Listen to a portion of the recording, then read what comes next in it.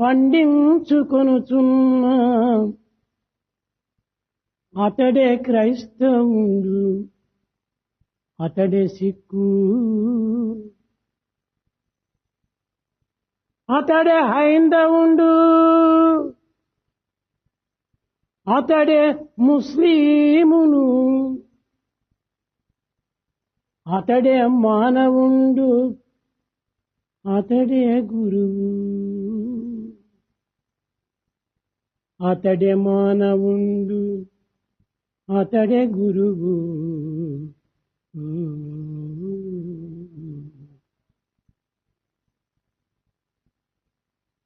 If one cultivates the harvest, the crop of love in the field of his heart, he is a true Christian. Sikh, he is Hindu, Muslim, he is true man in the strict sense of the word. He is also Guru, the teacher. భగవంతుడు సర్వవ్యాపి, సర్వభూతాంతరాత్మ అని చెప్పినట్టుగాని భగవంతుని శక్తులైనటువంటి యొక్క పంచభూతములు కూడాను సర్వవ్యాపమైనటువంటివి, సర్వశక్తిమయమైనటువంటివి. Just as we say God is all pervasive and God is indweller, he has all got the powers and capacities, so also we find the five elements spreading all over and so powerful. ప్రపంచమంతా కూడాను పంచభూతములచే నిండి ఉన్నది. The whole world is filled with these five elements. పంచభూతముల చేతనే కట్టబడి ఉంటున్నవి. The world is bound by these five elements. పంచభూతముల చేతనే నడచబడుచున్నది. In fact, it runs, is conducted by the five elements. పంచభూతముల్లో ఏ భూతము తక్కువైనప్పటికీ జగత్తు నడువలేదు. The world cannot proceed with one of the elements missing. కనుక ప్రతి మానవునికి కూడాను ఈ పంచభూతములు పంచ ప్రాణములు. Therefore, every man should consider the five elements as the five life principles. వీటి శక్తి సామర్థ్యములు ఎవరును గుర్తించలేరు. None can estimate and know the power and the capacity of the elements, అర్థం చేసుకొనలేరు. nor can comprehend. ఇలాంటి పంచభూతముల యొక్క తత్వమును ప్రతి మానవుడు కూడా గుర్తించక తప్పదు. Every man must necessarily know the significance and the importance of the elements. గుర్తించినటువంటి వాడే ధన్యుడు. In fact, he is liberated, redeemed if he knows the అతడే value. పుణ్యుడు. And in fact, is the meritorious one if he knows. అతడే పురుషార్థమును గుర్తించినటువంటి వాడు. It amounts to knowledge of the objectives of the world. కనుక పంచభూతముల యొక్క తత్వమును చక్కగా అర్థం చేసుకుని దాన్ని వర్తించడము ప్రతి మానవునికి కర్తవ్యము.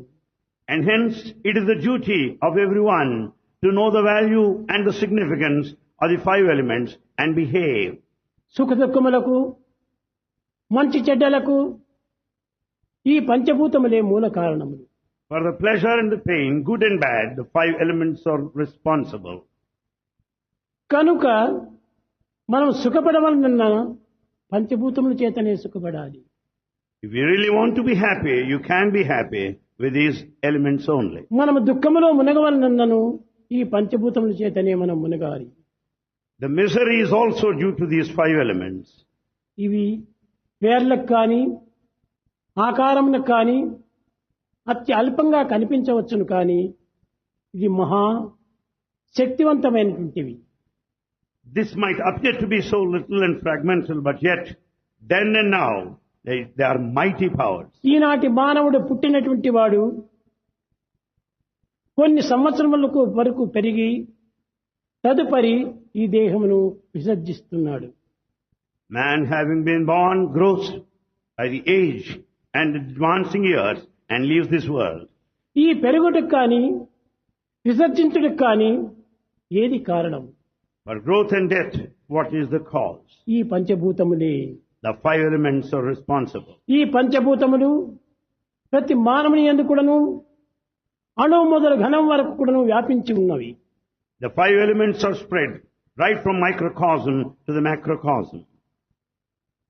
కనుక వీటి రహస్యమును మనం చక్కగా గుర్తించవచ్చు అత్యవసరము. It is most essential to know the secrets behind the five elements. High temperature. Yes, high temperature.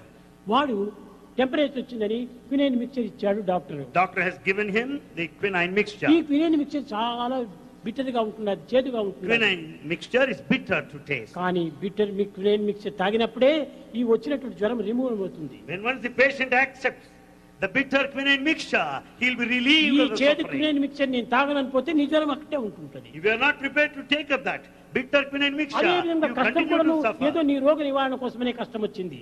And this difficulty has come only to as a curative దుఃఖమును కూడా నీ measure, రోగ నివారణ కోసమనే వచ్చింది. as a cure of your disease. భగవంతుడు ఏది కూడా కారణం లేని కార్యం చేయడు. God will not act without any reason.